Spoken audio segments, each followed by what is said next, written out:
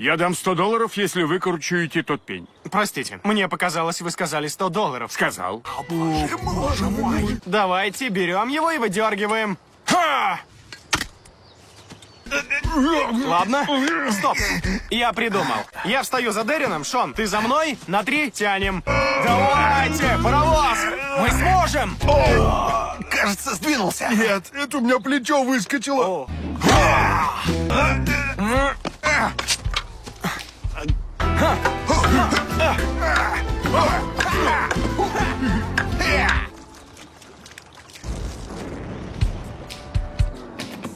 $20 на лопаты, 60 на топоры и 30 на бензин и крем от ожогов. Должны его выкорчевать, чтобы отбиться. Не забудь еще $15 на футболке. Ладно, газуй.